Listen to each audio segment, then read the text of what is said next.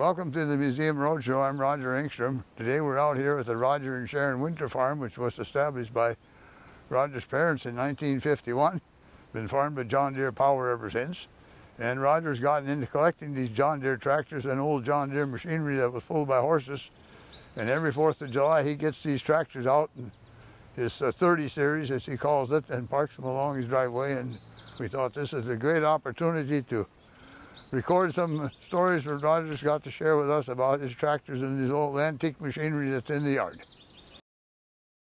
This is a 1958 730 John Deere electric start. It's a diesel, and I purchased this in about 73, which I took my neighbor Walt Danielson along that night to go see this tractor, and the farmer started it for us, and we left for home, and Walt says, "You buy that tractor."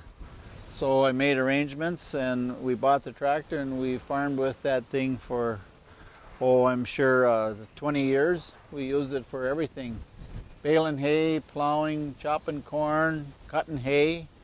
And then I got the idea to start collecting them, because there was a thing going on that farmers were collecting the 30 series.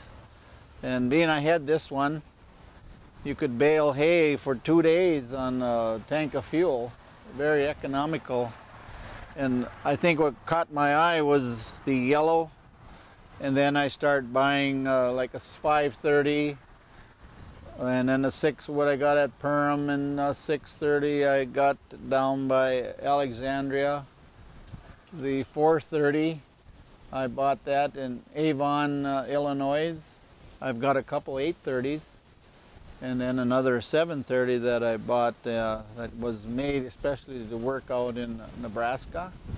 And then I got the idea a couple years ago to start making a brick mural, because we have done that over the years in the brick business. And then I've started this park here with other machinery.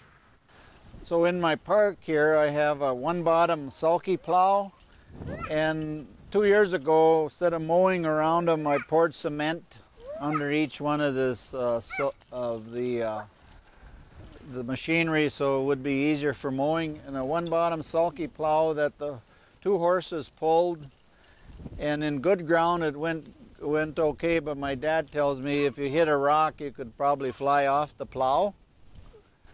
And over here is a 2-bottom sulky plow, which would take 4 horses.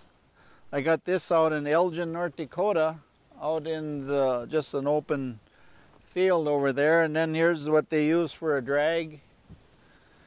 And both my grandpas were farmers, and they farmed during the Depression and the war. And this is one of my grandpa's potato planters, because every farm back then raised their own potatoes. And this is a potato digger. So I got a hold of these and cleaned them up, and they became John Deere. This is a 1937 John Deere B, and what's unique about this one, they either had short frames or long frames. This is a long frame, and this one happens to have the shutter. Some you can move the shutter by the handle, or some of them had to get off and turn them open or close them. And steel wheels. These are the original steel wheels on it, but it came with rubber tires, 1937. I drove this tractor out in my wheat field, and then I parked it here, and then I've had it repainted since. And that's when they got rid of horses. Then it come with a 2-bottom plow. So this is a tractor driven 2-bottom. This is a 1-bottom breaker prairie plow that's with the wooden beam, and that's the original beam in it. So that thing, when it was used, and whoever had it, he kept it inside, and it's in A1 condition. but this was used by 2 horses to pull. And this is another walking plow. You could pull with 1 horse or 2. And these were the handles. Most of the time back then, the women did the plowing. Because all they had to do here, but this was tough when they hit the rock and breaking the ground. Now this is a breaker. This is a breaker plow when you get in the oak trees or in the wood. Because of this, if you had the trees where it would cut the roots, this would take about 6 horses because of the huge breaker plow and that beam. When I bought this plow, we got it over at Managa in the rocks where it had been broken by some Finn out there, but this is how they broke ground in the woods. Now this is a 2-row horse-drawn corn planter. Back then when they went to plant corn with horses, it was just 2-row. Then as the years went on, then they went to 2-row, came with little fertilizer spots on them, tubs. And then this was my grandpa's 1-row corn cultivator. So when they planted with 2 rows, they would cultivate corn.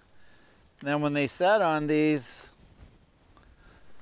they moved it with their feet, which would move. These things would sway back and forth, so they wouldn't cultivate that corn out, and then adjusted by this. But 1 row at a time.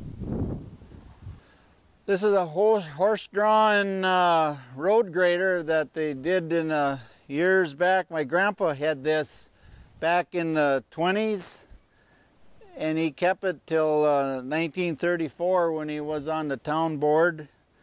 And in 1944, he gave it to the township, Popple Grove, by Waban, Popple Grove Township in Monoman County. And they used it some, but then they came with graders, power-driven graders, and then I found out some years ago that he gave them this grader after I started collecting stuff. And I went over to the town board and asked them if I could get that old grader that my grandpa gave to the township, and they had a official meeting. Called me up and says, you can have it, you can come and get it. So we went and got it, we cleaned it all up and painted it, and so that's what they used.